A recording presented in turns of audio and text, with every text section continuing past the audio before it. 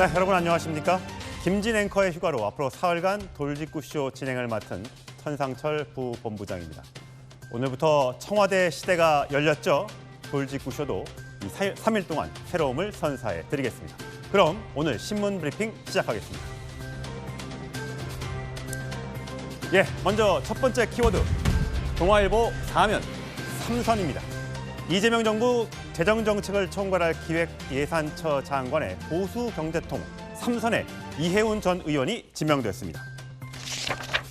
내년 지방선거를 앞두고 이 대통령이 통합 인사로 외연 확장에 나선 것 아니냐라는 해석이 나오는데, 이 전 의원이 최근까지도 기본소득을 포함해 이재명 대통령의 경제정책을 비판했고, 또 헌재 탄핵 심판 전 윤석열 전 대통령의 탄핵을 반대하는 내용의 집회에도 참석했다는 점에서 진보 진영 내에서조차 우려의 목소리가 나오고, 국민의힘에선 김중배의 다이아가 그리 탐나느냐라고 하면서 예운 후보자를 제명 조치했습니다.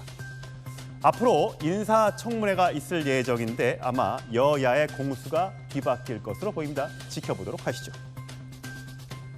다음 주제입니다. 조선일보 1면 19년입니다. 올해 서울 아파트 값이 19년 만에 가장 크게 올랐습니다. 이재명 정부 출범 반년 만에 미친 집값이란 말이 나왔던 문재인 정부 시절의 최고 상승률을 넘어선 겁니다. 서울 아파트 평균 매매 가격도 2008년 통계 작성 이후 처음으로 15억 원을 넘어섰습니다. 어찌합니까? 어찌해야 할까요? 이 노래 아시죠? 이 무주택 서민들이 임재범의 고해라는 노래 가사를 떠올리지 않을까 걱정이 됩니다. 다음 주제입니다. 중앙일보 8면 1년입니다. 179명이 사망한 제주항공 참사가 오늘로 1주기를 맞았습니다. 그런데 아직도 사고 원인이 조종사 실수인지 기체 결함인지 규명이 안 되고 있습니다. 인명피해를 키운 것으로 지목된 공항 내 로컬라이저 둔독도 2m라고 하더니 실제 저렇게 재보니까 2.26m였다고 하죠. 세월호 참사 때나 또 이태원 참사 때 진실 규명을 그토록 외쳤던 정치권, 왜 무한 제주항공 참사에 대해선 별 말이 없는 건지 궁금해집니다. 마지막 주제입니다. 서울신문 19면입니다. 지난해 기준 전국 치킨 프랜차이즈 가맹점이 처음으로 3만 개를 넘어섰습니다. 기사 제목처럼요, 치킨 공화국이 맞는 것 같습니다. 다만 원재료값 상승에 배달비에 인건비까지 남는 게 많지 않은데요. 이 은퇴하면 편의점 할까? 카페 할까? 아니면 치킨집 차릴까? 라는 생각 많이 하시죠, 김 부장님처럼요. 그런데 요즘 경제 상황에 이렇게 자영업자로 나가는 게 쉽지만은 않아 보입니다. 자, 전 제자리로 가서 본격적인 이야기 나눠보겠습니다.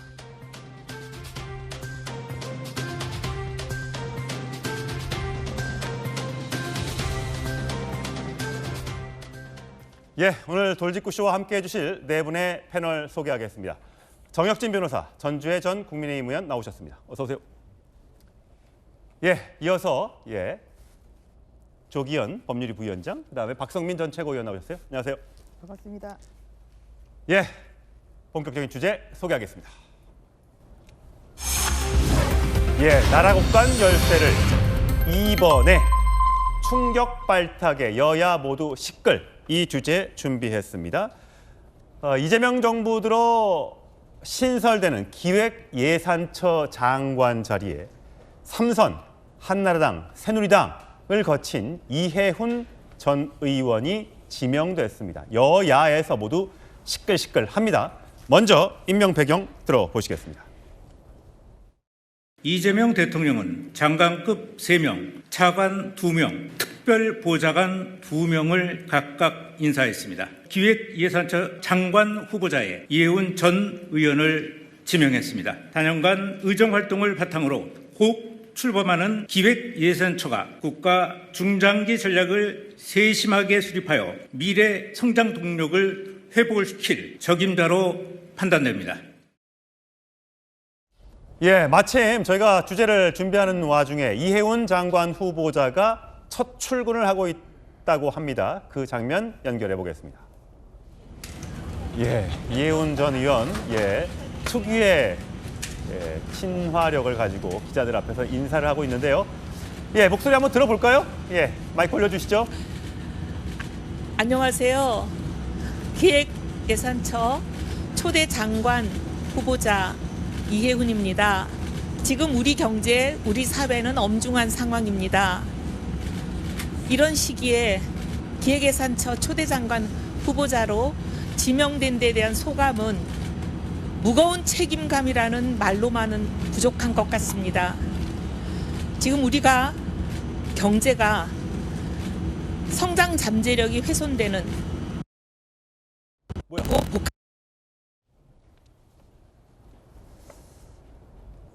예, 시청자 여러분, 화면 상태가 고르지 못한 점 사과드리겠습니다. 무거운 책임감을 느낀다라는 일성을 밝히면서 첫 출근길의 모습을 보여주었는데 제가 또 화면이 매끄럽게 들어오면 다시 한번 보여드리도록 하겠습니다. 먼저 전주희 의원, 이해훈 의원이 서초에서 3선을 했잖아요. 네. 정말 어제 저 소식을 듣고 깜짝 놀랐어요. 어떻게 보세요? 이제 서초 갑에서 3선을 하시고 어제까지는 또 서울 중구 성동 을구의 당협위원장이었습니다. 예. 근데 이런 분이 갑자기 이제 기획예산처 이제 초대 후보자, 장관 후보자로 임명이 되다 보니까 국민의힘으로서는 굉장히 배신감을 많이 느끼죠. 저는 김중배의 다야 반지가 그리 탐나더냐, 딱 여기에 들어맞는 그래요? 그런 대사라는 생각이 들어요. 그렇게 장관하고 싶으셨나? 이런 생각이 많이 들고요. 예. 국민의힘에서 상당히 그 서초갑이라고 하면은 대한민국의 미래를 공천이 설계하는 당선인 이런 전략기획의 좋은 지역인데. 컨트롤 타워로서 이 미래를 예. 향한 그런데 이제 걸음을 내딛는 이런 그런 부처입니다. 이렇게 세 번 공천을 받았으면 사실 당에 상당한 혜택을 받은 거죠. 기획과 예산을 그런데 당이 굉장히 어려운 연동시키는 상황 아닙니까? 방식이 예. 필요합니다. 근데 이런 그냥 상황에서 단기적으로 또 그때그때 정책 기조가 예산을 잘 맞지 개정하는 것이 않는 아니라 이재명 정부의 미래를 이런 향한 기획 안목을 예산처 가지고 장관 후보자가 기획과 됐다는 거는 예산을 연동하는 상당한 배신감을 느낄 수밖에 방식입니다. 없습니다. 그리고 예. 불필요한 지금 지출은 찾아내서 없애고 오늘인가 내일인가 민생과 이 성장에는 본인이 과감하게 지역을 투자하는 맡고 그런 있었던 방식이 중구 필요하다고 성동 을에 우리 연말에 당원 연수를 많이 하거든요. 그래서 국민의 당원 세금이 교육까지 지금 예정을 하고 미래를 위한 있었고 투자가 되게 하고 오세훈 그 투자는 시장에 또다시 대해서 국민의 삶을 풍요롭게 하는 서면 축사까지 그런 이제 전략적 요청한 이런 선순환을 상황이었다고 하니까 기획예산처가 얼마나 만들어내겠습니다. 이 지역의 당원들의 배신감이 더 얼마나 멀리 크겠습니까? 예. 미래를 길게 그런 보는 면에서 기획예산처. 상당한 배신감을 느끼는 인사다. 그 다음에 나오는 것은 그럼 이재명 대통령이 사실 그리고 본인의 권한은 국정 나누고 철학과 맞는 차별은 분을 더 늘리는 장관 기획예산처. 후보자로 그리고 그 운영 기용을 해야 되는 거 과정을 아니겠습니까? 예. 그런데 앞에 지금 이해훈 투명하게 후보자 같은 공개하는 경우는 기획예산처 이재명 대통령의 거듭나겠습니다. 기본소득에 대해서도 저희들 굉장히 모두 비판을 많이 했었고 예. 뭐 여러 가지 이런 매진하겠습니다. 정치 노선이 이재명 정부의 감사합니다. 철학과도 맞지 않아요. 이런 면에서 이것을 통합 인사라고 할 수 있는지 저는 그렇게 보지 않고요. 오히려 예. 잡탕밥 인사라는 그런 생각이 듭니다. 이런 면에서 굉장히 부적절한 저는 그 인사이고 또한 이것을 받아들인 이해훈 후보자가 정말 이건 정치 도의를 어겨도 한참 어겼다. 예. 신의도 없는 그런 정치인이다. 신의를 잃은 네. 정치인이다라는 철새 평가를. 정치인의 아마 전형적인 케이스로 아마 꼽히는 이러한 좋지 않은 사례로 저는 예. 남아질 것 같습니다. 예, 조금 전에도 화면이 고르지 못한 점 다시 한번 사과를 드리겠습니다. 이해훈 후보자, 이 경제통이라고 하죠. 저희가 프로필을 좀 준비해봤습니다. 서울대 경제학과를 나왔고 바른정당의 대표도 지냈었습니다. 17대, 18대, 20대 의원을 지냈고 유승민계로 분류가 됩니다. 자, 조기현 부위원장. 그런데 그러니까 통합 인사라는 건 알겠어요. 이재명 대통령이 능력이 있으면 농림축산부 장관도 유임시켰으니까 윤석열 정부에 있었던 장관을. 그럼에도 불구하고 통합형 인사라기보다는 이 윤석열 전 대통령에 대한 탄핵의 반대에 앞장섰다는 점. 그리고 이재명 대통령의 기본소득이나 어떤 그 경제 정책에 대해서 포퓰리즘이다. 이렇게 뭐 토론회에서 비판을 했던 점이 있기 때문에 이게 과연 잘된 인사냐 이런 내용이 지금 민주당 내에서조차 나오고 있더라고요. 저도 일단 어제 깜짝 놀랐습니다. 뭐 이재명 대통령께서 뭐 인사 원칙에 있어서 진영에 갇히지 않고 뭐 운동장을 넓게 쓴다는 표현이 있죠. 그래서 필요한 자리에 필요한 인재 또 능력 위주로 인사를 발탁할 것이라는 것은 이미 뭐 사례도 있고 예정돼 있었는데 이해운 지금 후보자 같은 경우에는 그 대상이 될 수 있을지에 대해서 한 번도 생각해 보지 못했기 때문에 저도 놀라긴 했는데 그 비상계엄에 대한 어떤 입장이라든가 기본적 경제 정책에 대해서 이재명 대통령과 현 정부가 약간 뭐 다른 결에 있었다고 하더라도 지금 필요한 기획예산처를 이끌기에 그동안의 어떤 경력이나 이력이 충분하다는 판단이 아니었나 싶습니다. 특히 이해운 후보자 같은 경우에는 국회 예결위원장도 했고 국회와 예산 관련돼서는 뭐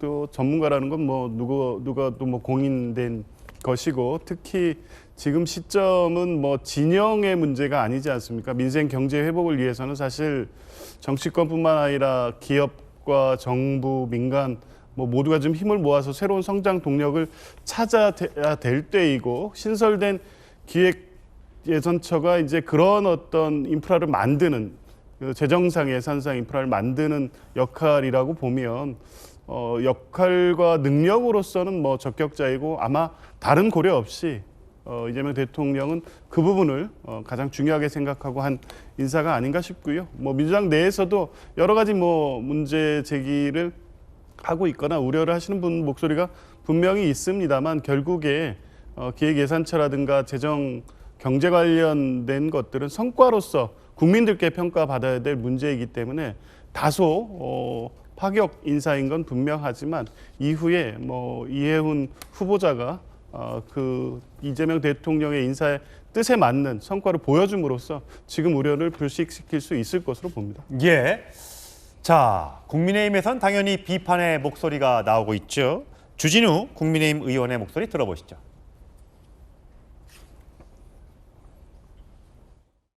이해훈은 그동안 이재명을 엄청나게 깠거든요. 이재명이 뭐 이해훈이 이뻐서 임명하겠습니까? 본인들도 딱 봐도 경제가 폭망하겠다 싶으니까 이거를 어쩔 수 없이 물타기 하려는 거거든요. 나중에 빚내서 돈 풀고 물가 오르고 환율 오르고 부동산값 오른 거에 대해서 보수 인사도 썼지 않느냐, 보수 인사랑 상의해가면서 한 것이다, 이렇게 하려고 지금 탈만 보수의 탈을 쓴 이해훈을 데려가는 것이고요. 보수의 자존심도 없습니까? 이재명 정부를 그렇게 까놓고 자존심도 없어요? 그냥 한 자리 시켜준다 그러면 넙죽 받아먹는 겁니까?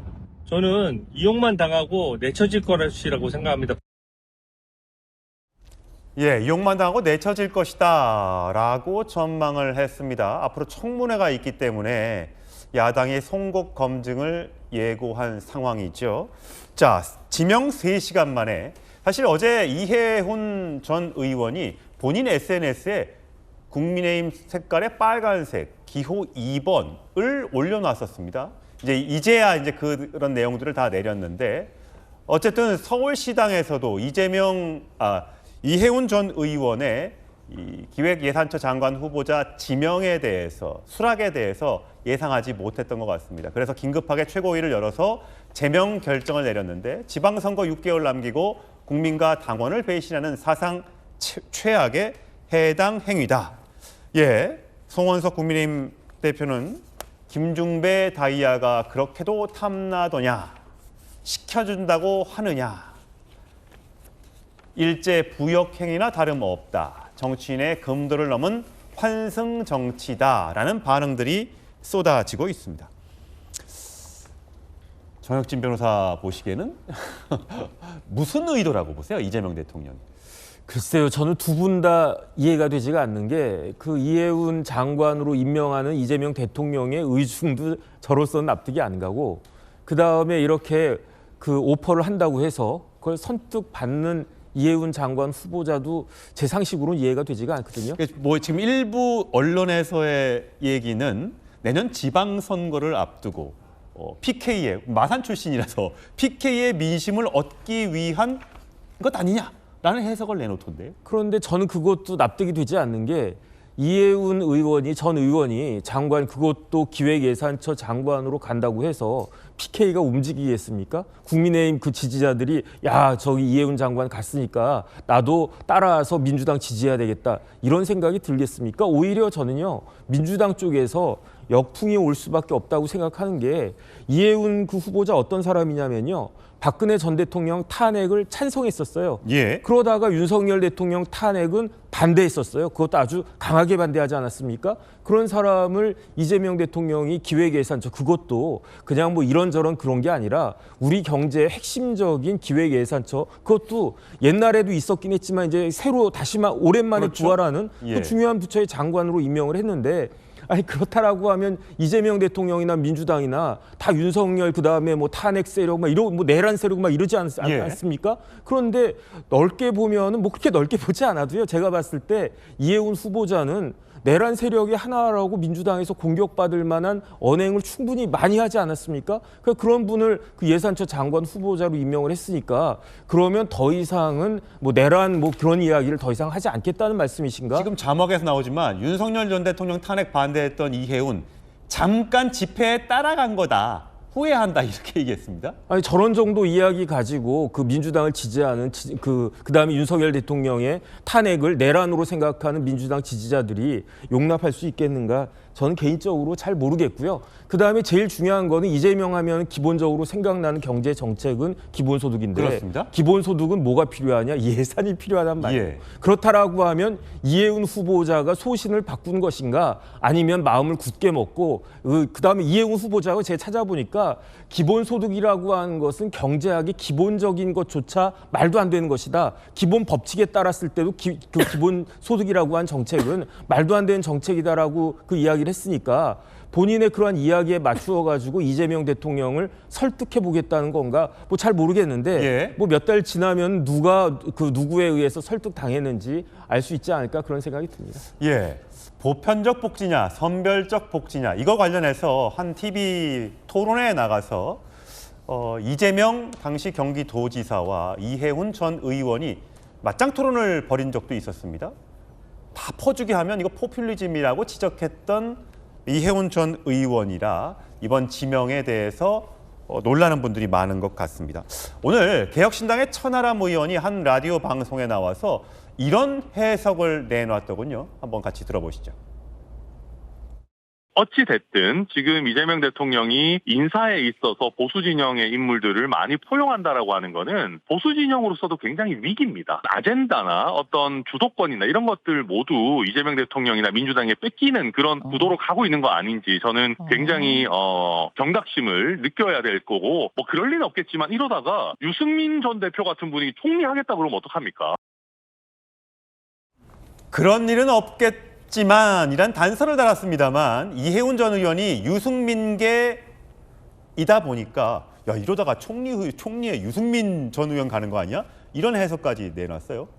뭐 대통령께서 이제 실용주의를 기반으로 해서 파격 인사를 하신다라고 하면 그 가능성은 어디까지인지 저희가 어떻게 보면 감히 예상할 수 없는 수준이 된 것 같습니다. 예. 민주당 안에서도 이번 인사 굉장히 파격적이다, 예상하지 못했다라는 반응이 주를 이루고 있는데요. 그만큼 대통령께서 사실 그동안 보여왔던 행보나 이 국민의힘에서 전면적으로 활동했던 인사를 기용한 것 자체가 어떻게 보면 어떤 진영 논리에 빠지지 않고 그리고 모두의 대통령이 되겠다라고 공언하셨던 만큼 능력과 어떤 전문성에 기반해서 인선을 하겠다. 이 부분이 굉장히 중요한 포인트였던 것으로 보입니다. 그래서 어떤 이재명표 실용주의 인선에 있어서 사실 뭐 유승민 전 대표 총리할 수도 있다라고 봅니다. 다만 거기에 대한 대통령의 생각이 어떠신지는 모르겠습니다만 중요한 것은 천하람 의원이 짚은 대로 보수에서 모든 정치적인 어떤 주도권을 다 빼앗기고 있는 형국인 것은 맞다. 이것은 분명한 사실로 보입니다. 왜냐하면 국민의힘 내부는 지금 전혀 수습이 안 되고 있는 상황에서 뭐 이해운 의원 제명했다라고 하는데 사실 뭐 그것보다 더 어떻게 보면 이슈의 중심에는 이해운 전 의원을 이재명 대통령이 정부에 기용을 했다. 이 부분 아니겠습니까? 예. 결국 여기에 대해서 보수는 그저 비판만 할 수 있을 뿐 어떤 대안도 내밀지 못하고 오히려 대통령이 내민 협치의 손을 통합과 협치의 손을 걷어차버린 오히려 밀어내버린 그런 위치에 처한 게 된 것이기 때문에 어떤 지금 국민의힘에서는 굉장히 사면초가 위기의식을 느끼고 있을 거다 이렇게 보입니다. 예, 그런가 하면 이해운 전 의원 말고도 이번에 인사 중에 눈에 띄는 사람이 있습니다. 조정식 더불어민주당 의원인데 요거 조기현 부위원장께 먼저 여쭐게요. 자, 조정식 의원이 6선이에요. 지난번에 국회의장 선거에 나올 뻔했다가 당시 정성호 법무부 장관과 조정식 의원은 안 갔죠. 결국 출마를 하지 않았었는데 자, 6선이나 되는 의원, 또 친명계의 좌장으로 불리고 있는 조정식 의원을 정무특보, 대통령실, 청와대 정무특보에 위촉을 했는데 자, 이건 무슨 뜻입니까?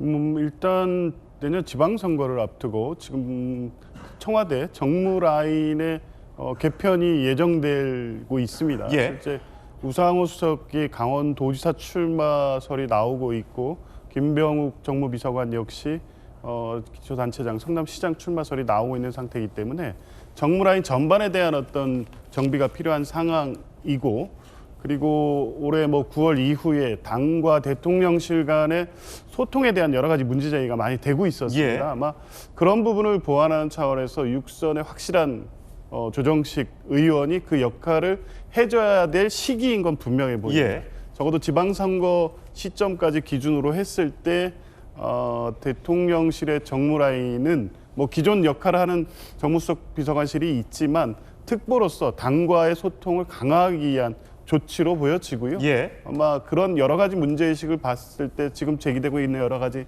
상황에서는 조정식 의원이 그 역할을 하기에 적격이라는 대통령의 판단이 아니었나 싶습니다. 전주혜 전 의원. 이게 조정식 의원이 아까 말씀드린 대로 6선입니다. 정청래 민주당 대표가 4선이죠. 그렇다면 선수로 봐도 조정식 특보가 훨씬 위인데 민주당 내에서는 지금 명청 갈등은 없다. 명청 대전은 다 이상한 얘기다라고 얘기는 하고 있습니다만 이 정무특보가 보통 보면 정무수석은 야당과의 관계를 조율하는 입장인 거고 정무특보는 여당과의 이 브릿지 역할을 하는 자리라고 알고 있어요. 그렇다면 조정식 의원을 특보에 임명함으로써 이 당과의 주도권을 에서 대통령실, 청와대가 좀 주도권을 잡겠다 이런 뜻으로 해석해야 됩니까? 아무래도 그렇게 보이죠. 지금 이제 대통령실에서는 명청 갈등은 없다고 얘기를 하는데 예. 보여지는 현상을 보면 명청 갈등이 갈수록 더 심해지는 거거든요. 그렇게 보세요. 그다음에 김병기 원내대표 같은 경우는 대표적인 친명 인사잖아요. 그런데 이제 정청래 당대표와의 갈등설도 있었고 그리고 요새 나오는 그런 여러 가지 갑질 의혹 사실 이런 것을 뒤에서 부채질하는 것이 정청래계다. 지금 이런 얘기까지 나오고 있거든요. 예. 이제 그렇기 때문에 지금 이 조정식 의원을 정무특보로 삼은 것은 여러 가지 면에서 이런 명청 갈등에서 오히려 대통령실이 주도권을 잡겠다는 그런 의미로 많이 해석이 되고 있습니다. 예. 조정식 의원이 이제 6선으로 이 민주당에선 최다선 의원 중에 한 명일 뿐만 아니라 또 당내에서의 신망도도 높기 때문에 그렇기 때문에 여러 가지 그런 포석으로 한 거 아닌가 좀 싶은 생각이 좀 듭니다. 예. 아까 제가 화면이 고르지 못해서 이해운 전 의원의 첫 출근길 목소리를 듣다 말았는데 혹시 준비가 되면 다시 한번 들려드리도록 하겠습니다. 앞서 잠깐 언급해드렸던 이해운 전 의원이 과거에 윤석열 전 대통령 탄핵에 반대한다는 집회에 나서서 마이크를 잡았던 적이 있죠. 그 장면 준비했습니다. 즉각 석방! 즉각 석방! 대통령 석방! 대통령 석방! 안녕하세요. 이혜훈입니다. 우리 애국 시민 여러분 수고 많으십니다. 힘내세요. 우리 힘내십시다. 이재명발 탄핵은 불법 탄핵입니다. 그래서 줄줄이 기각되고 있습니다. 여러분, 대한민국 역사 내내 있었던 탄핵을 모두 합한 것보다 이재명 한 사람이 밀어붙이는 탄핵이 더 많습니다. 이렇게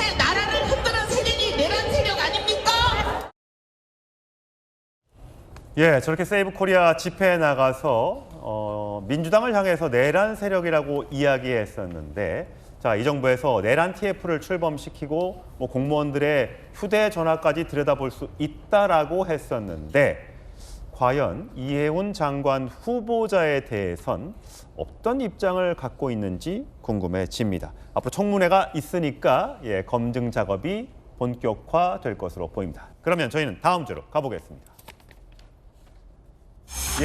쿠팡 김범석 의장이죠. 한 달 만에 사과를 했습니다. 어제 일요일에요. 그런데 맹탕이라는 이야기가 나오고 있습니다. 자, 사과 내용부터 한번 그래픽으로 만나보겠습니다. 사고 직후 미흡했던 초기 대응, 소통 부족 진심으로 사과드린다.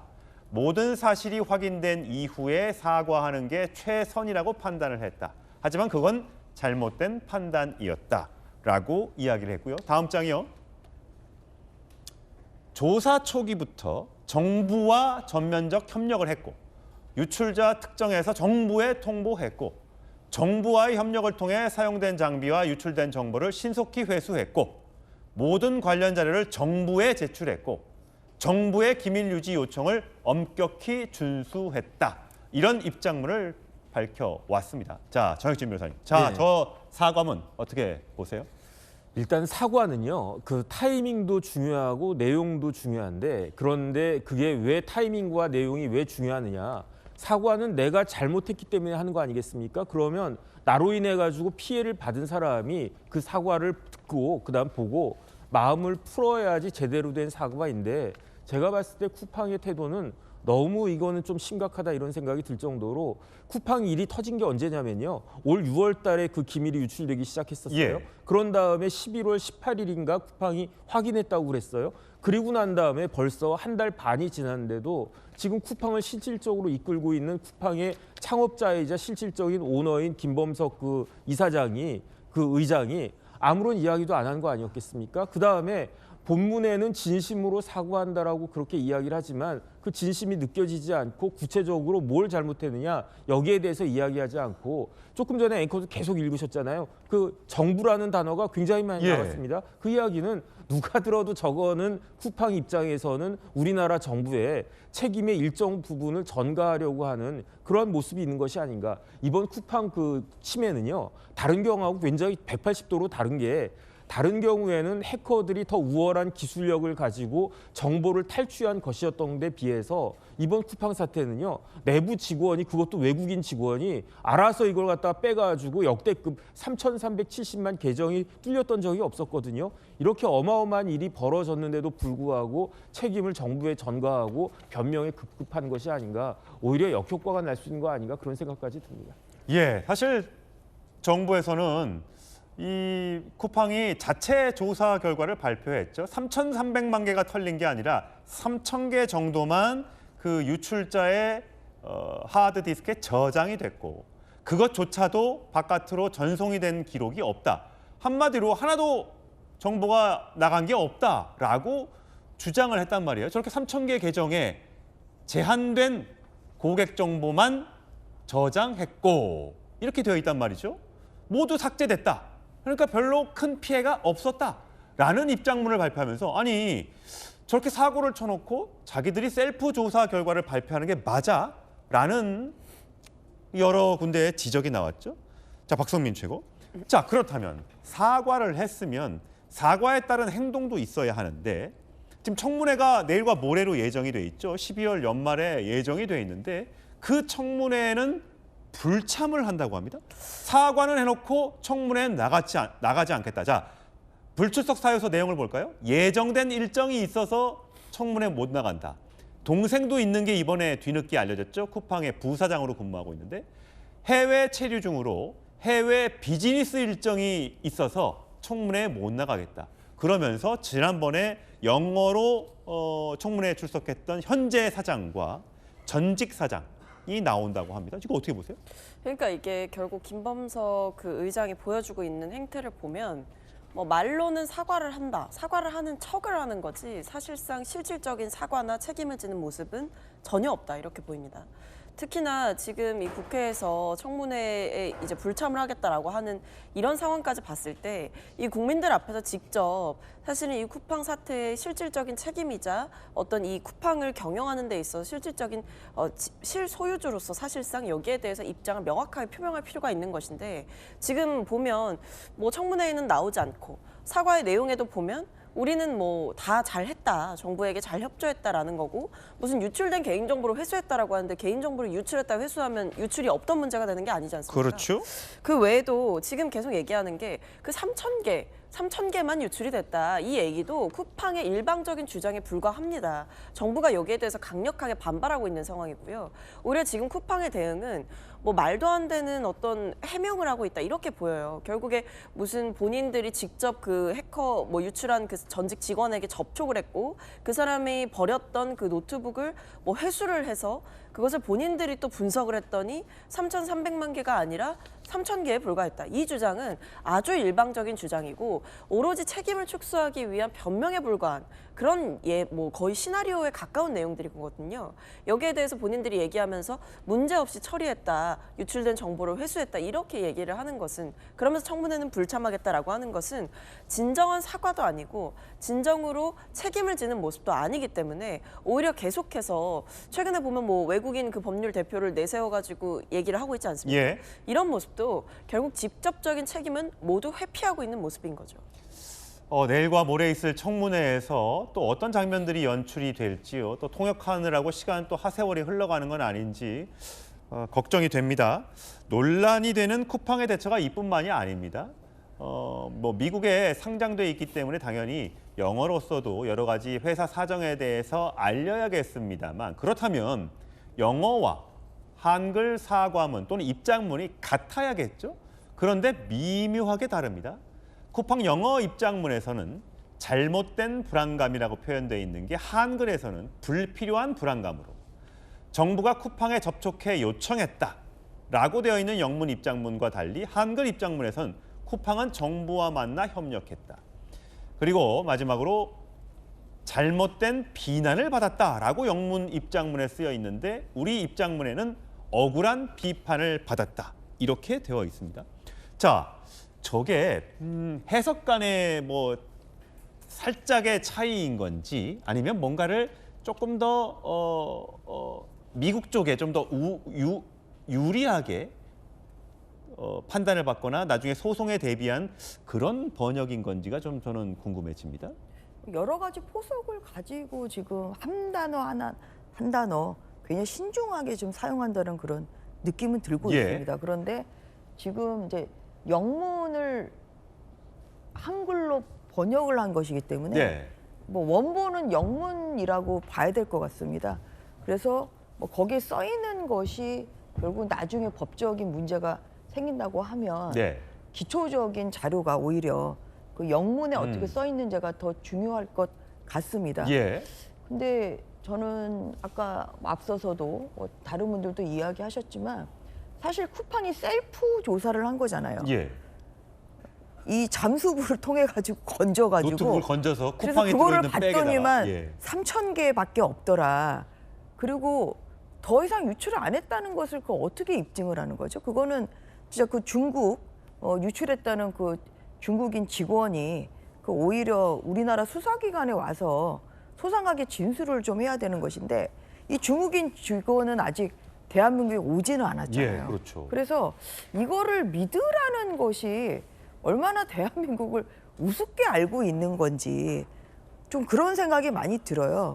그리고 저 잠수부 영상까지 공개하면서 우리가 이렇게 노력했다, 진실 규명을 위해서 노력했다라는 걸 보여주고 싶었던 것 같아요. 저는 쿠팡이. 저거를 어떻게 찾았는지도 사실 굉장히 그 앞에 한 2cm도 잘 안 보일 정도로 흙탕물이죠. 엄청 흙탕물인데 저기서 뭐 어떻게 저거를 찾았는지도 굉장히 저렇게 쿠팡 백에 의문스럽고. 담아가지고 버렸다는 거거든요. 그러니까 물 밑으로. 굉장히 의심이 많이 드는 거죠. 그러니까 버린 거를 바로 찾은 건지 여러 가지 그 전에 무슨 일이 있었는지가 검증이 안 되는 상황이기 때문에 저거를 저렇게 뭐 007 작전처럼 어떻게 이렇게 정확하게 찾아낸다는 것 자체도 굉장히 이것은 확률적으로 낮은 확률이거든요. 그래서 그런 것뿐만 아니라 내일 또 국회에서 과방위가 열리는데 예. 역시나 김범석 의장은 안 나오겠다는 거 아닙니까? 그런데 김범석 의장이 없는 쿠팡 청문회는 이제 안고 없는 찐빵이나 마찬가지죠. 그 지금 임시 대표이사인 이제 그 미국인 예. 그 변호사 출신의 네. 이 대표이사는 대한민국 말을 우리나라 말을 전혀 못하는 거고 그렇죠. 똑같은 이야기를 대신 하고 오히려 저렇게 우리가 중국에서 건져서 봤더니 3,000개밖에 없었다. 더 이상 유출은 없다는 것을 오히려 홍보하고 오히려 국민들을 상대로 오히려 설득을 하는 그러한 청문회 장이 오히려 될 수가 있기 때문에 예. 그러한 면에서 이 부분에 대해서 김범석 의장이 미국 시민권자라는 이유로 이제 국내에 안 들어오고 있는데 좀 더 우리나라의 쿠팡이 대부분의 지금 영업이 대한민국에서 이루어지고 그렇죠. 있잖아요. 그렇죠. 그래서 그렇다고 하면 이 법 뒤에 숨지 말고 하루빨리 자진해서 귀국을 해서 국회 청문회장뿐만 아니라 이 사태를 오히려 종합적으로 책임감을 가지고 수습을 하는 것이 이것이 책임 있는 그러한 경영자의 모습이라고 생각합니다. 예. 사실 쿠팡이 사과문에서 정부를 여러 차례 언급을 했습니다만 그 정부가 어떤 정부인지 어떤 기관인지에 대해선 함구하고 있습니다. 사실 경찰이나 국정원에서는요. 이런 반응이 나왔습니다. 국정원에서는 업무 협의는 있었지만 쿠팡에 이래라 저래라 지시할 위치는 아니다. 경찰은 피의자 접촉, 증거 제출 관련 쿠팡과 사전 연락이 없었다라고 이야기를 하고 있습니다. 그럼 쿠팡은 중국에 가서 저 흙탕물에 빠진 노트북을 건져서 어떻게 저 노트북을 다시 국내로 반입했는지 뭐 이런 것에 대한 구체적인 해명이 없다 보니까 의심이 계속해서 커지고 있는 그런 상황입니다. 이 쿠팡이 이 회수 완료됐다고 주장하는 이 이유도 일각에서는 배상 면제를 위해 뭔가 포석을 깔고 있는 것 아니냐라는 지금 해석을 하는 경우도 있더라고요. 2008년에 GS칼텍스에서 1,150만 명의 정보가 유출된 적이 있습니다. 그 당시에 대법원이 전달된 개인정보는 모두 압수 혹은 폐기됐고 후속 피해가 발생했다고 보기 어렵다라고 하면서 GS칼텍스의 배상 책임이 없다라고 판단한 적이 있습니다. 혹시 조기현 부위원장 보시기에도 이런 것들을 노려서 저런 중간 결과를 발표했다 이렇게 보세요? 뭐 당연히 그 의도로 발표한 것으로 봅니다. 일단 3,370만의 개인정보가 무단 도용됐다는 입장은 쿠팡 스스로가 11월 29일 날에 발표를 했습니다. 그래서 개인정보와 관련돼서 뭐 배송지 주소, 최근에 구매 현황, 심지어 공동현금 비밀번호까지 노출이 됐다고 스스로 밝혀놓고 지금에 와서 이제 저렇게 얘기하는 겁니다. 그러니까 3,000개 정도가 유출이 된 게 확인이 됐고 그걸 폐기했다고 하면 실제 소비자 피해로 확대되지 않았다. 이걸 예. 강조한 거죠. 막 이렇게 된다고 하면 실제 지금 그 국내에서 집단 소송을 준비하고 있는 쿠팡 집단 소송 참가자들이나 이런 분들이 손해 입증이 어렵게 됩니다. 근데 2008년에 이 사례와 단순 비교할 수 없는 것은 2008년에 대법원은 그렇게 유출된 개인정보가 회수돼서 폐기됐고 추가 피해가 확인되지 않는다. 그러니까 그게 구체적 손해에 대한 입증이 안 됐다고 본 거거든요. 근데 2008년의 개인정보법과 지금은 다릅니다. 지금 그 당시에는 입증 책임이 피해를 주장하는 사람들한테 있었어요. 그래서 실제 이 유출된 정보를 통해서 나에게 어떤 구체적 손해가 발생했는지에 대한 입증이 거의 불가능한 시대였기 때문에 이런 판결이 나올 수 있었던 것이고요.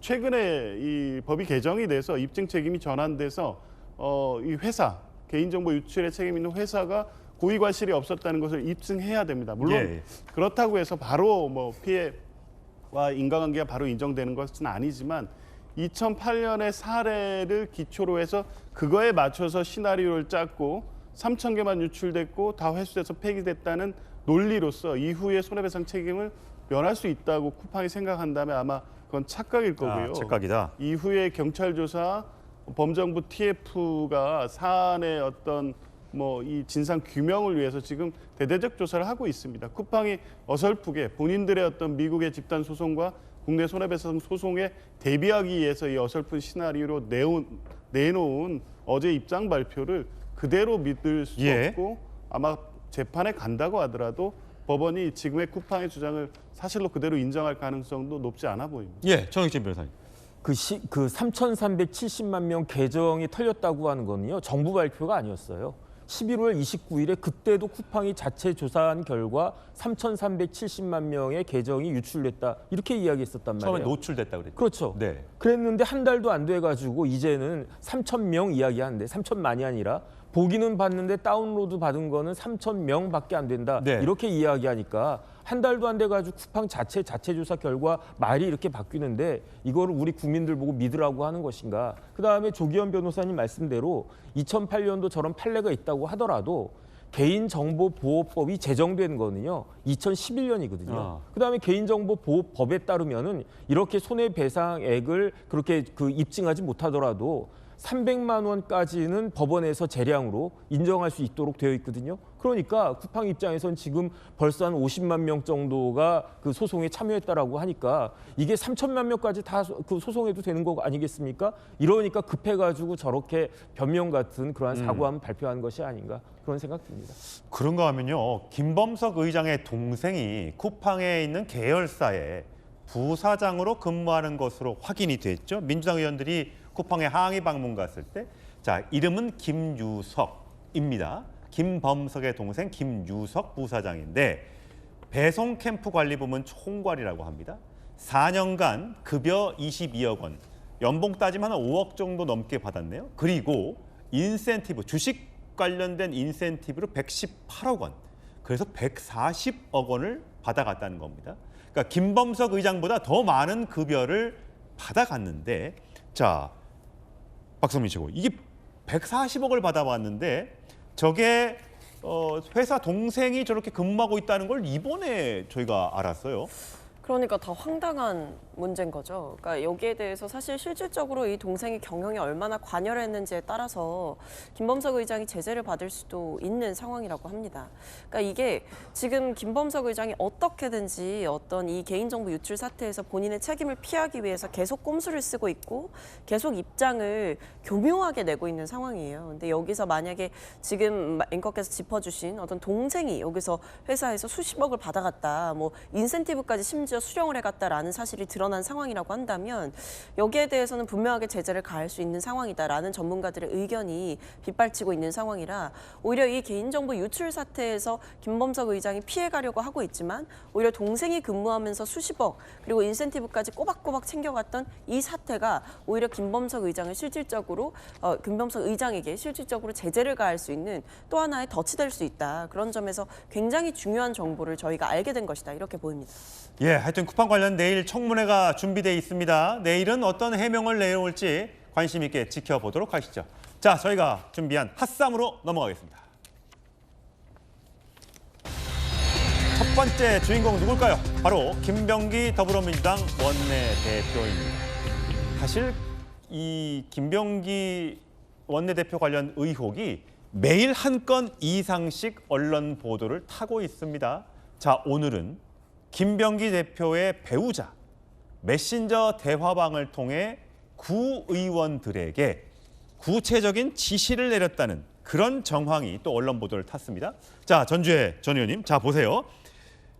김병기 대표의 부인 이모 씨가 지역구의 현안과 정치 동향 등에 대해서 이 구의원들과 함께 소통을 했다는 거예요. 텔레그램 920호 소통방. 자, 920호라는 것은 김병기 원내대표의 의원회관 사무실 번호입니다. 920호. 한번 체크해 보세요. 그다음에 파크 골프장 조성 안내 문자를 전송하고요. 자, 내용 발췌해서 현수막을 걸면 어떨까요? 이런 내용들이 작년입니다. 작년 1월과 4월에 있었던 지시 내용인데 당시 대화에 참여했던 비서관이 이 밤에도 종종 전화가 올 정도로 사모내미의 지시가 많았다라고 이야기를 하고 있습니다. 물론 김병기 원내대표 측에서는 지시 성격이 아니라 그냥 소통방의 그런 내용이다. 특별한 지시를 일방적으로 내린 건 아니고 부인이 이렇게 자유롭게 의견을 개진한 것이다라고 해명을 하고 있습니다. 자, 지역구 지금 당협위원장을 맡고 계시니까 혹시 남편분이 이 카톡방을 이런 걸 파서 이 지역구에 계신 구의원들이나 뭐 이런 분들과 소통 혹시 하십니까? 저런 경우는 저는 이제 처음 봤습니다. 저런 소통방에 부인이 있는 것 자체가 너무 부적절하지 않습니까? 이게 그래서 지금 파도 그 나오는 그런 여러 가지 문제점들이 나오고 있는데 그 김병기 원내대표가 내일 어떤 기자회견을 좀 한다고 하시잖아요. 예. 그런데 지금 나오는 것을 보면 일단 아빠 찬스가 많이 나오고 있죠. 오늘 두 또 아들. 나오고 있는 네. 뭐 예비군 또 훈련 연기 의혹부터 시작해가지고 이제 여러 가지 아빠 찬스, 그 다음에 또 부인의 이런 부적절한 이러한 뭐 오히려 의정 활동 간섭이죠. 뭐 이런 것까지 포함을 해서 이것을 덮을 수가 없는 상황인 것 같고 저는 김병기 원내대표가 원내대표직에서는 사퇴를 하는 것이 맞다고 생각합니다. 그런데 이제 민주당은 워낙 명청 갈등이 좀 심하기 때문에 이런 그 친명의 핵심인 김병기 원내대표가 더 버텨줬으면 하는 또 그러한 생각도 있는 것 같은데 지금 뭐 이런 그 당내에서의 입지나 또 당내 주도권이 좀 중요한 게 아니라 사실 가장 중요한 거는 국민 아니겠습니까? 예, 그렇죠. 좀 국민들이 봤을 때는 저도 저희 이제 민주당 제가 아는 민주당 모 의원 같은 경우도 부인이 엄청나게 열심히 지역 활동 하시는 분이 계세요. 민주당 의원입니다. 네. 왜냐고요? 그러면 제가 저 기사를 보고 저 의원님도 그 의원님도 그렇게 부인이 포함된 텔레그램 방이 있나 이런 생각이 들어요. 그러니까 이게 예. 의정활동 공동체인 거잖아요. 그러니까 어디 뭐 원내대표가 가기 어려운 자리에 가서 인사를 대신하는 뭐 그 경우는 뭐 정도는 간혹 있죠. 그리고 또 뭐 지역에 상주하고 계시니까 지역에 여러 가지 민원이 또 부인을 통해서 또 당연히 들어올 수는 예. 있죠. 그거를 뭐 그런 건 너무 자연스러운 거기 때문에 그것을 통한 어떠한 그런 뭐 거기에 대한 이제 민원 처리를 하는 과정에 부인이 관여할 수는 있겠습니다만 그것을 구의원에게 지시를 한다. 구의원은 선출직이고 구의원의 지금 이 상관은 김병기 원내대표인 거지 부인이 아니잖아요. 예, 그렇죠. 그래서 이러한 면에서 참 해도 너무한다는 생각이 좀 들고요. 예. 저는 이러한 그 여러 가지 그 뭐 김병기 원내대표의 배우자의 문제가 의정활동 공동체였다. 그 다음에 예. 지금 또 나오고 있는 것이 구의회의 부의장의 업무 추진 카드를 썼다는 거 아닙니까? 예. 지금 이걸로 고발까지 돼가지고 아마 이제 조사를 뭐 해야 되는 그런 또 상황이 나올 것으로 생각이 됩니다만 예. 그런 것이 너무 뜻밖이죠. 이게 왜 부인이 어떠한 근거로 구의회 부의장인 구의원의 그 업무 추진비 카드는 이거는 또 국민들의 혈세로 예. 운영되는 카드거든요. 그래서 이런 거를 한 200만 원 정도 썼다는 이런 보도도 지금 나오고 있기 때문에 이러한 면에서 상당히 문제 있고 저는 이번에 민주당이 전수조사를 할 필요는 있다고 생각해요. 알겠습니다. 화면으로 제가 보여드릴게요. 그러니까 김병기 원내대표의 부인이 당시에 2022년입니다. 구의회 부의장의 법인카드를 사용했다는 업무 추진비를 대신 썼다는 의혹이 제기된 건데 자, 제가 쓴 게 118만 원, 사모님이 쓴 게 270만 원 정도, 8월은 제가 거의 안 썼고요. 다 사모님이 쓰셨고 되어 있습니다. 정혁진 변호사님. 이게 그러니까 앞에 단체 메신저 대화방에서 어떤 그 구체적인 업무 지시나 이런 걸 내렸다는 것이 법 위반인지는 모르겠으나 만약에 이게 사실이라면 지금 이거 관련해서 시민단체로부터 원내대표의 부인이 고발을 당한 상태입니다. 물론 김병기 원내대표 측에서는 이건 이미 윤석열 전 정부에서 문제가 제기됐고 무혐의로 종결된 사안이다라고 지금 주장을 하고 있습니다. 이제 그런데도 불구하고 저런 의혹들이 계속 터져나오고 있는 저건 만약에 다시 재조사한 결과 문제가 드러나면 저거는 법적으로 책임을 져야 되는 겁니까? 저거는 업무상 횡령에다가 공범이 될 거고요. 그다음에 직권남용도 될 수 있지 않겠습니까? 잘하면은 뇌물죄까지 되지 않을까? 저 개인적으로 그런 생각이 드는데 보니까 작년 4월 1일에 그 국민의힘에서 뭐 2조 심판 특별위원회인가 뭐 그런 게 있었어요. 예. 그때 2조 심판 특별위원회가 4월 1일에 저 사건 가지고 그 고발을 했었거든요. 폭로를 갖다 했었거든요. 그런데 그때 2조 심판위원회에서는 뭐라고 이야기했냐면은 저게 2022년 9월 달에 그 저 카드가 2번 사용됐다라고 그렇게 이야기를 했는데 그런데 지금 뉴스타파에 의해서 밝혀진 바에 따르면은 김병기 의원의 사모님이 그 부인이 배우자가 법인카드를 썼던 그 시기는 7월 12일부터 8월 26일까지였던 거죠. 그러니까 작년에 그 국민의힘이 엉뚱한 날짜를 이야기했고 그랬기 때문에 동작경찰서에서 그래가지고 그때 김병기 의원의 배우자가 뭐라고 이야기했느냐. 법인카드가 긁어졌다라고 했던 그 시점에 나 병원에 있었다. 아마 그 말이 맞았었던 것 같아요. 그러니까 무혐의 처분을 받았던 건데 이번에 나온 뉴스타파의 폭로, 이 그 녹취록 같은 것들 지금 파일 다 돌아다니고 있지 않습니까? 예. 그걸 보면 훨씬 더 정확하고 근거도 맞는 것 같고 그렇기 때문에 이거는 그냥 넘어갈 수 있는 문제가 아니고요. 그다음에 2022년에 뭐가 있었습니까? 지방선거가 있었어요. 6월 달에 지방선거 있지 않았습니까? 그래서 6월에 그 동작구의 의원도 당선이 됐어요. 그 사람이 이제 재선 의원이었는데 언제 그 부의장이 됐냐면 7월 11일에 부의장으로 선출이 됐어요. 예. 그럼 7월 11일에 부의장 되셨으니까 법인카드 나오지 않았겠습니까? 그 법인카드를 바로 그 다음 날인 7월 12일에 김병기 의원의 부인이 가져가가지고 그때부터 8월 26일까지 막 제낀 거예요. 그러다가 이번에 녹취록에 의해 가지고 발각이 됐는데 어떻게 이런 일이 상식적으로도 저런 일은 있을 수 없는 거 아니겠습니까? 이 부분에 대해서 왜 김병기 의원이 원내대표가 아직까지도 거취 표명을 안 하는지 저로서는 납득이 되지가 않습니다.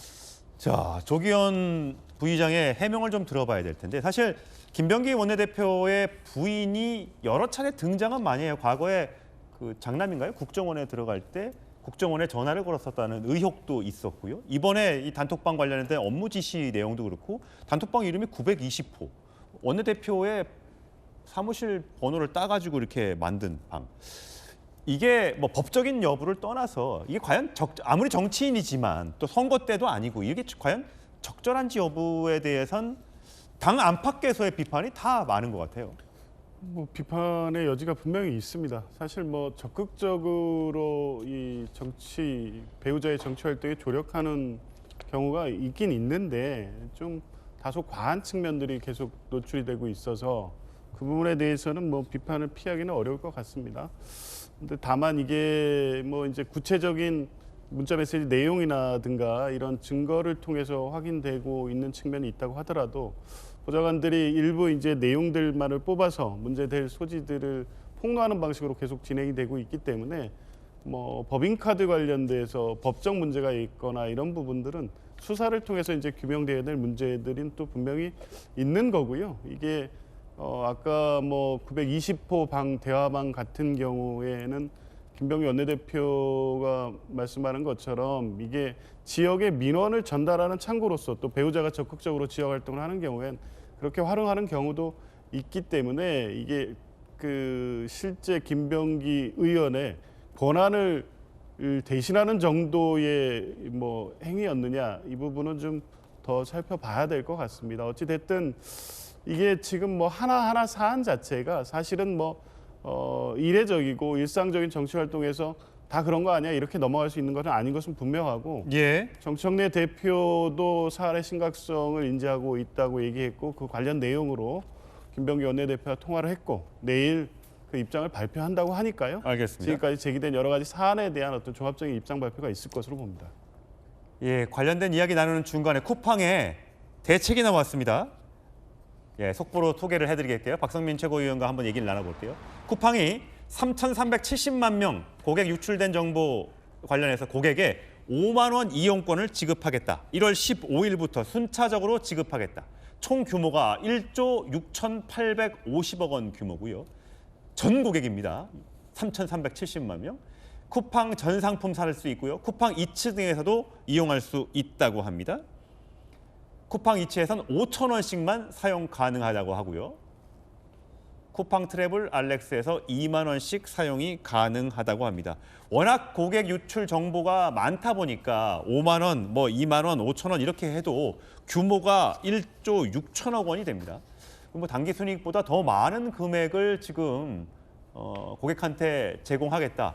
이게 사실 박성민 최고 원래는 회원 뭐 이용료 뭐 몇 달 면제 뭐 이런 얘기가 나왔었는데 이거 미흡하다라는 얘기가 나오다 보니까 현금으로 주겠다. 5만 원권 이용권으로 주겠다. 어떠세요? 만족하세요? 저는 이런 대책을 보시면 오히려 국민들, 그러니까 고객들께서는 더 화가 날 것 같아요. 아, 그래요? 그러니까 뭔가 장난치나 이런 생각을 하실 것 같고, 뭐 지금 사실은 이 쿠팡의 대처를 보면서 이른바 탈팡, 그러니까 쿠팡을 탈퇴한 회원들도 꽤 많은 것으로 알고 있거든요. 근데 이런 상황에서 어떤 이용객들에게, 고객들에게 뭐 5만 원씩 보상을 주겠다라고 하는데, 이 개인정보가 가지고 있는 어떤 그 잠재적인 가치라던가 개인정보라는 어떤 그 민감도라던가 이런 것들을 생각해 봤을 때 과연 뭐 5만 원씩 보상금을 주는 것만으로 이 개인정보 유출 사태를 해결할 수 있는 어떤 소비자에 대한 진정한 보상이 될 수 있는가라는 점을 생각해 보면 매우 좀 부족해 보인다라는 생각이 들고, 예. 오히려 5만 원을 이제 뭐 고객들한테 그렇게 꽤 많은 숫자의 고객들에게 지급을 해서 이 사태의 어떤 부정적 여론을 불식시키기 위한 생각이 아닐까. 실질적인 보상안을 간구했다라기보다는 지금 당장의 위기를 모면하기 위한 일종의 면피용 대책이 아닌가라는 생각이 들어서, 실제로 지금 속보로 나오고 있지만 쿠팡이츠에서는 5천 원씩만 사용 가능하다라고 하는데, 글쎄요, 저 금액으로 어떤 그 고객들이 5천 원씩 살게. 네, 예, 쿠팡 이츠니까 실질적으로- 배달비 조금 깎아주는 뭐 그런 거네요. 그렇습니다. 아니, 심지어 이 쿠팡이츠를 사용할 때도 이 지점마다 최소 배달 금액이라는 게 있기 때문에 예, 있죠. 대부분 뭐 10,000원 이상 넘는 경우들도 허다합니다. 그러니까 결국은 뭘 시켜 먹어야지만 할인받을 수 있는 거네요. 그러니까 어쨌든 저게 5만 원을 준다라고 하는 것이 그 안에서 써라라는 거잖아요. 그러네요. 통장에 꽂히는 돈이 아니라 여기에서 쓸 수 있게 우리가 마치 쿠폰 같은 걸 주겠다라는 거기 때문에. 그러니까 이 5만 원을 주고 어디서든 쓰세요가 아니라 쿠팡 안에서만 쓰세요 이거네요. 그렇습니다. 제 계좌로 5만 원이 들어오는 게 아니기 때문에. 예. 그렇다고 하는 건 사실 어떻게 보면 쿠팡을 계속 떠나지 않게 하려는 일종의 묶어놓기 전략이 아닌가 싶습니다. 예. 자, 여러분들은 어떻게 생각하십니까? 5만 원이라도 줘서 그나마 쿠팡에 할 일을 했다고 보십니까? 그거 필요 없고 김범석 의장 청문회 나오는 게 더 맞는 행동이라고 보십니까? 예, 여러분들의 의견을 좀 기다려 보겠습니다. 자, 다음 주제로 가보겠습니다. 두 번째 핫피플, 이재명 대통령입니다. 오늘 드디어 청와대 시대가 3년 7개월 만에 개막이 됐습니다. 이재명 대통령이 오늘 출근했죠? 영상 준비되어 있습니까? 예, 이재명 대통령의 출근길 저희가 오늘 장면 준비했습니다. 예. 전용차를 타고 벤츠를 타고 이재명 대통령이 청와대 정문으로 들어가고 있습니다. 오늘 출근했습니다. 조금 전에 모습을 제가 녹화해서 지금 보여드리고 있는데 안에서의 모습도 있나요? 예, 차가 계속해서 들어가고 있습니다. 예, 오랜만에 청와대 본관에서 저렇게 김영범 정책실장 등과 참모들과 함께 다시 청와대 시대를 열었습니다. 이렇게 문이 열리고요. 이재명 대통령이 바깥으로 나가는군요. 안에서 바깥으로 나가서 이제 구경을 하는 그런 모습이 사진 촬영 같은 것이 있는 모양입니다. 자, 3년 7개월 만입니다. 앞으로 청와대에서 또 어떤 활동을 하게 될까요? 자, 전주혜 전 의원님, 청와대 시대 개막 어떻게 보세요? 잘한 겁니까? 저는 좀 씁쓸합니다. 씁쓸해요? 윤석열 정부가 뭐 청와대를 국민에게 돌려드린다고 해서 그래서 이제 용산으로 집무실을 옮겼던 거죠. 그리고 또 청와대가 개방이 돼서 많은 국민들이 또 청와대를 보면서 역사의 장면도 보는 뭐 이러한 또 좋은 그런 시기들이 있었습니다. 이제 그런데 다시 또 이 대통령실이 청와대로 복귀를 함으로써 국민들에게 돌려드린 데 청와대가 다시 대통령실로 오는 좀 그런 상황이 됐습니다. 그런 면에서 이런 그 청와대가 가지고 있는 또 뭐 위치나 여러 가지 뭐 군사적인 뭐 이러한 또 유용성도 물론 있습니다만 그동안에 이제 청와대 문제로 이제 꼽혔던 것은 불통. 예. 그러니까 이 아방궁 같은데 대통령이 그냥 둘러싸여가지고 구중궁궐이라는 예, 지적을 그래서, 받았었죠. 예, 그래서 민심과 동떨어진다 사실 이제 그런 지적이 많았습니다. 예. 그래서 이제 전 정부에서는 그것을 탈피하고자 좀 더 민심과 가까운 그런 용산으로 옮겼던 예. 건데 지금 또 이번에도 보면은 직무는 여민관 그러니까 뭐 청와대 수석이나 또 행정관들이 있는 것과 같은 장소에서 좀 보겠다고 해서 예. 그러한 면에서 업무적인 효율성을 높이려는 노력은 보입니다. 근데 다만 이제 또 기자분들이 상주하고 있는 곳과는 많이 떨어져 있거든요. 예. 이제 이러다 보면 결국은 이제 멀리하고 이러다 보면 이제 그런 그 민심과 좀 떨어지는 이런 모습도 나올 수가 있기 때문에 이제 그러한 면에서 청와대로 뭐 가기로 결정을 했으니까 이것을 되돌릴 수는 없습니다만 청와대로 그렇게 복귀를 하시더라도 계속 민심을 경청하는 뭐 이러한 자세가 자세와 노력이 경주돼야 될 것 같습니다. 집무실은 옮겼는데 아직 관저는 공사가 안 끝났습니다. 여러 가지 안전과 보안 문제를 이유로 관저까지 이사를 오려면 내년 한 상반기, 한 3월 봄쯤은 돼야 될 것 같습니다. 어쨌든 본관과 집무실에 대한 안전점검은 이상무 끝났다고 하는데 사실 안전해야죠. 청와대가 정말 안전해야죠. 하지만 과거에 1970년대죠. 예. 그때 김신조가 청와대 뒷마당까지 거의 올 뻔했었죠. 예. 과거에 그런 아찔한 순간이 있었는데요. 그 장면 잠시 보시겠습니다. 그 당시 생포된 무장공비 김신조. 그는 기자회견에서 북괴로부터 지령을 받고 난파된 사실을 자백하면서 북한에는 남한의 요인 암살을 목적으로 한 특수부대가 훈련을 받고 있음을 폭로했다. 기본 훈련은 이제 특수훈련인데 유수라고 이제 격수를 좀 많이 했습니다. 그 다음에 권투 훈련도 많이 했습니다. 살인마들의 이 저주받은 연장들, 이것이 바로 우리의 생명을 노리던 무장간첩의 소지품들입니다. 예, 김신조 씨는 결국 목사로 작년인가요? 돌아가셨죠? 올해인가요? 작년인가 돌아가셨는데 저렇게 청와대 뒤까지 김일성이 노리고 왔다는 게 정말 아찔합니다. 지금은 사실 그럴 일은 없겠지만 과거 정부에서도 무인기가 청와대를 찍고 염탐하고 갔다는 그런 보도들도 있었기 때문에 청와대 이 상공에 대한 그 점검도 좀 필요해 보여요. 이번에 청와대 복귀 과정에서 가장 주안점을 둔 것이 보안과 안보 문제가 아니었을까 싶습니다. 그 전에 김신조 씨 그 사건 때와 지금의 어떤 우리나라의 안보 상황을 비교할 정도는 아니고, 그 이전에 갑작스러운 용산 이전까지만 해도 청와대가 이제 국민과의 소통이나 이런 거에 대한 문제제기는 있었지만 보안이나 안보상의 어떤 위험 문제는 오히려 가장 최적지였다는 것은 공인된 사실이니까요. 아마 그 부분에 대해서 정부가 이번에 다시 청와대 복귀를 하면서 충분히 점검을 했기 때문에 그런 보안상의 또 안보상의 문제는 없을 것으로 보고요. 어쨌든 국민들께서 좀 편안하게 생각하실 것 같습니다. 갑작스런 용산 이전으로 또 그로 인해서 그게 사실은 특검이 밝힌 것처럼 군과 밀착이 되면서 비상계엄 내란으로 이어졌다는 평가 비판도 있었기 때문에 일단 다시 돌아간다는 것 자체에 대해서 안도감이 좀 생기는 것도 있고, 이재명 대통령의 스타일이 소통에 있어서 공개하고 직접 생방송을 내고 있기 때문에 소통에도 문제가 없을 것으로 봅니다. 지금 보면 박정희 전 대통령이 과거에 청와대에 있을 때 저렇게 정의진 변호사님 앞마당을 저렇게 빗자루를 들고 직접 쓸기도 하고요. 저 당시에는 관저가 따로 없어서 1층에 집무실, 2층이 관저여서 박근혜 전 대통령이 어린이 시절에 같이 그냥 그 관저에서 같이 먹고 자고 뛰어놀고 그런 장면들도 저 흑백 영상으로 많이 준비가 돼 있어요.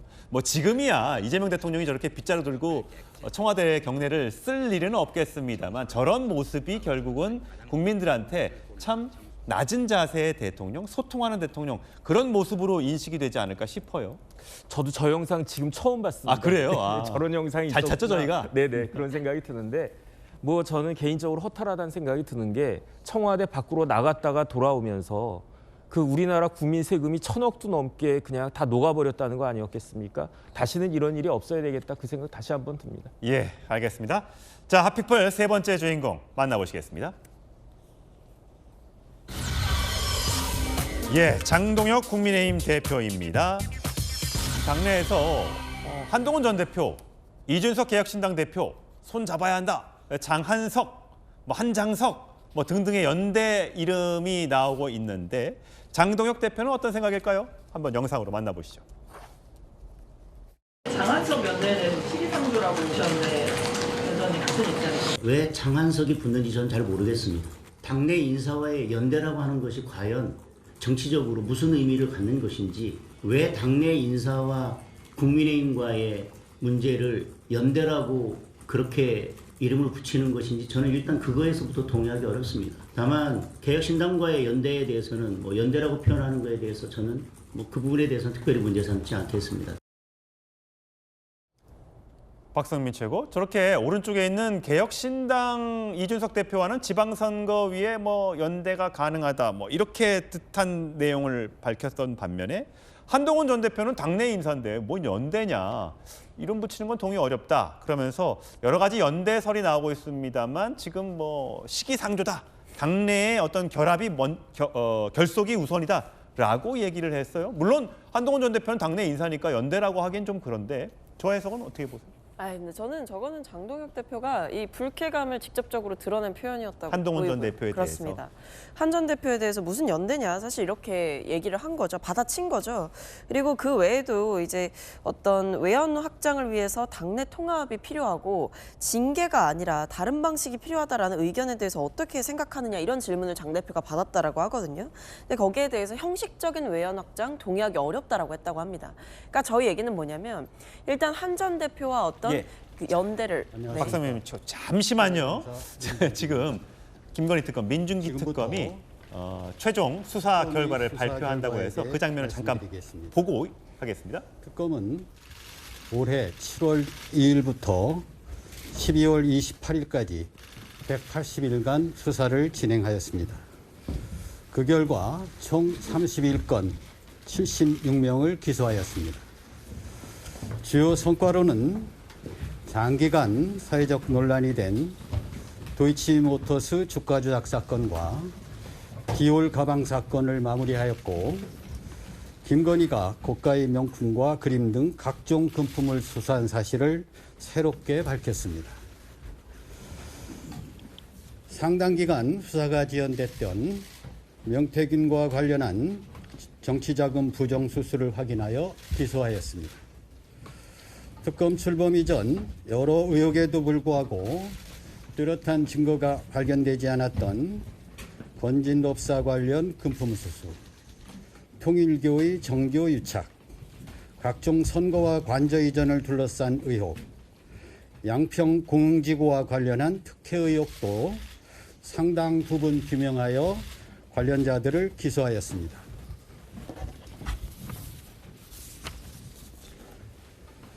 현재까지 밝혀진 바에 의하면 김건희는 대통령 배우자의 신분을 이용해 고가의 금품을 쉽게 수수하고 각종 인사와 공천에도 폭넓게 개입하였습니다. 대통령 배우자의 권한 남용으로 인해 대한민국의 공적 시스템이 크게 훼손되었음을 여러 사건에서 확인하였습니다. 특검 수사는 종결되었지만 앞으로 공소유지에 소홀함이 없도록 하겠습니다. 시간상 제약과 능력 부족으로 인해 처리하지 못한 여러 사건은 법에 따라 국가수사본부에 이첩할 예정입니다. 이어서 특별검사부가 관련 분야별로 수사 경위와 결과를 말씀드리도록. 민중기 특검의 브리핑, 수사 결과 브리핑 보셨고요. 자, 강력한 남자와 함께 사건의 이면을 파헤쳐보는 시간입니다. 돌직구 강력반 시작하겠습니다. 범죄자들의 속마음을 꿰뚫어보는 범죄 프로파일러 배상훈 반장 나오셨습니다. 어서 오세요. 안녕하세요. 첫 번째 사건 단서는 뭘까요? 사건 1. 약입니다. 하지만 절대 먹어서는 안 되는 그런 약입니다. 관련 영상이 입수됐다고 하는데 함께 만나보시죠. 한 여성이요, 저렇게 의사한테 명품 가방을 꺼내서 건네주자 의사가 곧바로 여성을 저렇게 진료실로 데려갑니다. 저렇게 데려가죠. 그러더니 또 다른 사람은 현금 뭉치를 저렇게 돈다발이 5만 원짜리 같아요.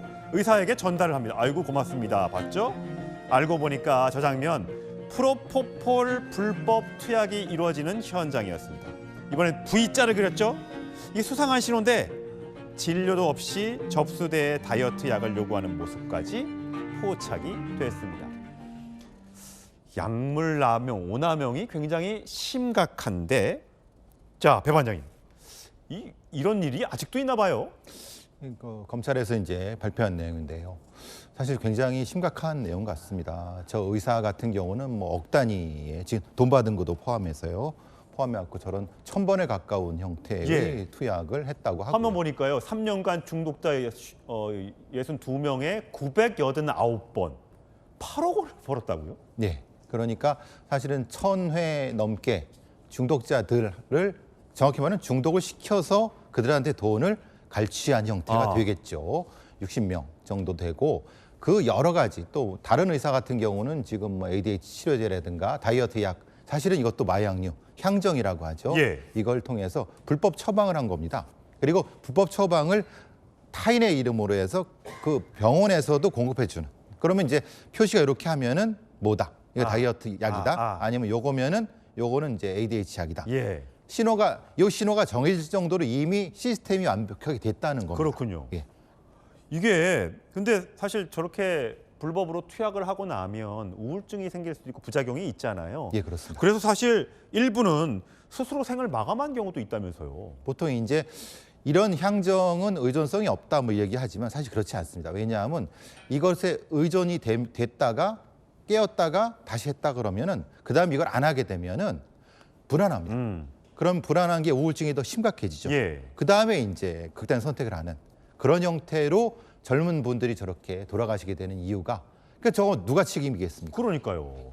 요즘에 사실 박나래 씨 등등 연예인들이 일부 뭐 주사이모라고 하는 분들에게 불법으로 시술을 받았다 뭐 그런 얘기들이 많기 때문에 혹시 이런 장면이 아니야라고 좀 유출해서 또 생각하시는 분들도 생길 것 같아요. 거의 비슷하다고 볼 수 있습니다. 물론 여기는 이제 저 의사는 정시로 허가받은 의사인데 불법을 저지르는 거고 박나래 씨 경우는 아마 의사가 아닌데 불법을 저지르는 게 다를 수 있지만 다루는 약은 거의 같습니다. 그렇군요. 유사하다고 보면은 크게 다르지 않을 겁니다. 알겠습니다.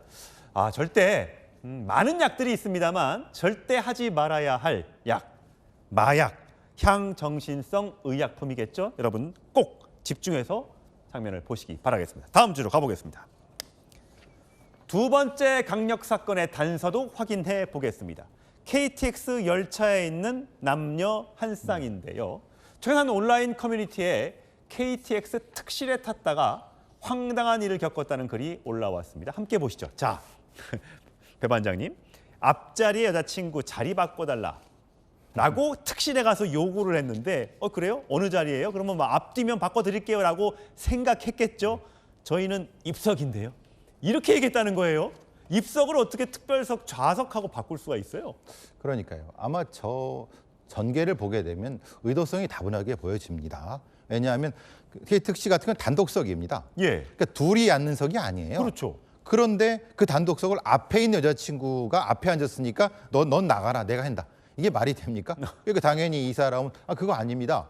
라고 언쟁이 되니까 승무원을 불러갖고 얘기를 한 겁니다. 이 사람 이렇게 좀 억지 부리는데. 근데 이제 본인한테 뭐 욕을 하고 뭐 이렇게 했다. 근데 저기 보니까 그 여자친구도 사실은 입석이었다. 이게 뭐냐면 입석 2개 끊어놓고 차례차례 내쫓고 자기들이 앉으려고 했던 그러니까 이런 어떤 방법이 공유되고 있는 것 같습니다. 입석은 굉장히 저렴하잖아요. 그렇죠. 비교적 이제 15% 정도죠. 그것도 이제 일반석에. 그것도 그 자리가 따로 있습니다. 근데 이제 이걸 악용하려고 하는 것 같다. 좀 선한 마음을 가진 분이 혹시라도 있으면은 그렇게 차지하고 이런 방식을 하는 것 같습니다. 한두 번 해본 솜씨가 아니에요. 그렇죠. 이거는 수법이 이건 뭐 물론 사기에 준하는 형태의 어떤 범죄적인 형태까지는 아니라 하더라도 상당히 이건 빌런이라고 할 수 있죠. 쉽게 말하면. 요즘에 지하철 기차 빌런들 많잖아요. 사실 다리를 이렇게 쭉 뻗고 앉아가지고 앞자리에 있는 옆자리에 왔다 갔다 하는 분들 불편하게 하시는 분들도 있고. 그러니까 또 신발을 벗는 사람도 있고. 거기서 뭐 먹는 사람도 있고. 맞아요. 그리고 또 뭐 거기다가 이제 회 버려놓고 드시는 별 빌런들이 있는데 그 법 규정이 명확하지 않다고 합니다. 그래요. 그러니까 정확히 그걸 먹지 말아야 된다, 과태료가 얼마다 이런 게 있지 않으니까 사람들이 뭐 그냥 내 마음대로 할게 이런 식으로 하는 것 같습니다. 저렇게 자리 양보를 거절하면 뭐 그런가 보다 하고 가면 되는데 욕설까지 했다는 거죠. 그렇죠. 바꿔주지 뭐 그 정도 가지고 뭐 XX 이렇게 욕도 네. 하고 그랬다는 건데 사실은 그러면 젊은 여성 같은 경우 건장한 남성이 그 바꿔달라고 하면 위축되고 그렇죠. 이건 사실은 그 협박이 될 수도 있거든요. 예. 여러분 저런 경우에 절대 여러분들은 뭐 자리 바꿔주실 일은 없겠습니다만 뭐 양심에 뭐가 낫다 뭐 이런 얘기 많이 하시죠. 절대 저런 행동은 해서는 안 될 것 같습니다. 자, 마지막 사건 가보겠습니다. 대전 지역을 대표하는 한 유명 빵집이죠. 이 시행하고 있는 제도가 있는데 악용이 되고 있다고 합니다. 케이크 부티크라고 써 있고요. 선의와 악용이라고 되어 있습니다. 유명한 데죠. 그러니까 이게 임신부 확인 방법 상점이 나가죠.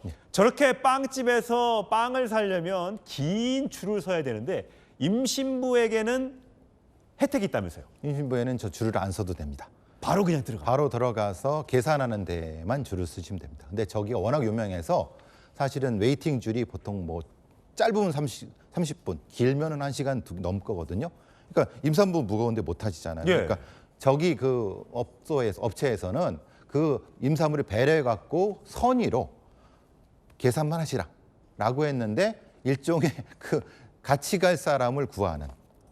그러니까 이제 그게 이제 커뮤니티에 나오는 겁니다. 그러니까 말은 나는 내가 임산부인데 3만 원에 같이 이렇게 해드리겠습니다. 3만 원 내세요 이런 거랑 거꾸로 임산부 구합니다. 난 가고 싶은데 임산부 이런 분은 이렇게 좀 어떻게 보면 악용하는 거죠. 좋은 마음을. 그러게요. 아니 얼마나 빵이 드시고 싶으면 좀 줄 서서 드시든지 아니면 안 가면 되는데 굳이 저렇게 건당 3만 원이나 주고 임산부님 도와주세요 라는 글까지 이렇게 올릴 수가 있을까요? 임산부도 욕먹이고. 그러니까요. 그 선의에 또는 저 업소 그다음에 저 임산부들은 의심을 받잖아요. 또. 그러니까요. 그런 거 다 민폐를 끼치는 저게 이제 생활 빌런이죠. 쉽게 말하면. 요즘에 이렇게 빌런이 많은지 악당들이 많은지 모르겠어요. 그러니까 좀 귀하고 이렇게 좀 저도 먹고 싶지만은 웨이팅 귀찮으면은 뭐 그래도 1시간도 이렇게 먹는 경우가 있지만은 근데 이제 옆에서 무거운 몸이 있으신 분 좀 양보도 해드리고 그러지만은 또 그렇게 해드리면 또 뒤에 분한테 문제가 있으니까 그렇죠. 그러니까 우리도 지키면서 하는데 참 안타깝습니다. 우리 사회가 언제 이렇게 됐는지. 아니 그렇다고 가족관계 증명서 때 와서 이 사람이 우리 부인이에요. 이 사람이 우리 며느리예요.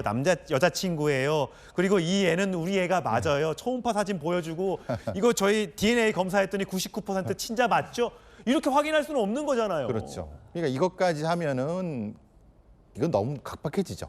그렇죠. 그들이 또 사법권이 있는 것도 아니고. 예. 그래서 보통 물론 제과점층에서는 뭐 신분증도 확인하고 산모수첩 정도까지는 확인한다고 합니다. 거기까지면 되죠. 더 나가면 서로 민망해지는 거죠, 사실은. 참 빵이 얼마나 맛있길래 보니까 이 빵이 그 딸기 시루라고 하던가요? 이게 이렇게 높은 빵인데 딸기가 촘촘히 막혀 있긴 맛있습니다. 하더라고요. 맛있기는 맛있습니다. 그래도 그렇습니다. 그래도 줄을 서서 드시든지 이런 게 있는데 저게 설사 거짓으로 드러나더라도 내쫓을 수는 있어도 저게 뭐 범죄로 돼서 뭐 감옥에 가거나 그런 건 아닐 거 아닙니까? 예. 물론 엄격하게 따지면 이런 거죠. 뭐 영업방해 이렇게 행위 뭐 그러지만 그거를 사실은 뭐 기소하거나 그럴 수는 없는 거고. 물론 이렇게 물론 다른 어떤 네티즌들이 이런 말씀하십니다. 블랙리스트를 만들어라. 저렇게 하는 사람들이 있으면 이름 확인해서 블랙리스트 만들었는데 그렇게까지 하는 것도 좀 그렇지 않습니까? 그렇죠. 예. 시민들은 반응이 어떨까요? 저희가 시민 반응을 한번 따봤습니다. 함께 들어보시죠. 너무 바쁜 철이라서 기사 이렇게 올라오는 거 보고 알았거든요. 원래 그런 뜻으로 한 건 아니었는데 저희 내부적으로 얘기는 해봐야 될 것 같긴 해요.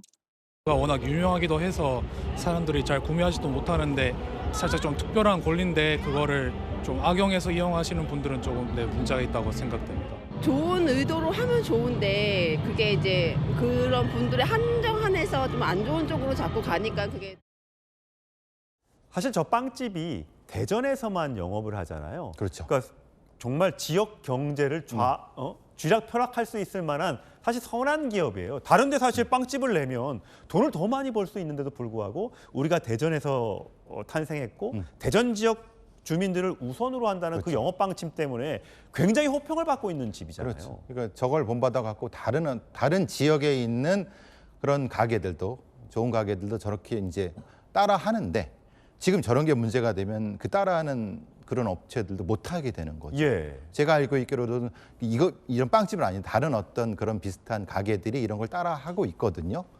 근데 거기도 똑같은 현상이 벌어진다는 거예요. 그러면 거기도 똑같이 이렇게 뭐 블랙리스트를 만들어야 됩니까? 어떻게 됩니까? 아, 블랙리스트까지 나오는 건 좀 사실 너무한 거 같긴 한데. 너무한 건 합니다. 근데 보통 한 번에서 성공하면 저게 2번이 되고 3번이 되고 또 그거를 본인이 먹으면 또 그나마 괜찮아요. 그렇죠. 이게 일종의 또 누구한테 팔거나 그래요. 뭐 이렇게 돼 버리는 네. 거예요. 그러면 이중으로 저기 빵집은 그게 욕을 먹게 됩니다. 그러니까 3만 원 주고 했기 때문에 분명히 빵 샀죠. 3만 원 그 임신부한테 줬으니까 얹고 또 본인이 수고했다고 해서 또 얹고 그러면 피가 생기는 거죠. 그러니까 10만 원짜리 만약에 빵이라면 저게 뭐 15만 원, 20만 원에 팔 텐데. 그렇죠. 그러면 진짜 또 피해자가 생기는 거잖아요. 그러면 저 빵집은 욕을 먹게 되는 그렇죠. 거죠. 왜 저렇게 단속을 안 해갖고 왜 우리가 이렇게 비싼 걸 하게 되느냐라고 되는 거죠. 예, 참 별의별 일들이 많은 것 같습니다. 배 반장님은 저런 분들한테 따끔하게 한마디 딱 지적해 준다면 뭐라고 하시겠습니까? 그냥 기다려서 먹어라. 예, 기다려서 천천히 꼭꼭 씹어서 드시면 되겠습니다. 자, 배상훈 반장과 함께 3가지 강력 사건 풀어봤습니다. 고맙습니다. 예, 저는 60초 후에 돌아오겠습니다. 아침을 여는 돌직구쇼 오늘 재밌게 보셨습니까? 예, 김진 앵커의 휴가로 오늘 제가 대신 진행하게 됐는데 내일도 이 자리에서 이 시간에 다시 뵙겠습니다. 여러분 고맙습니다.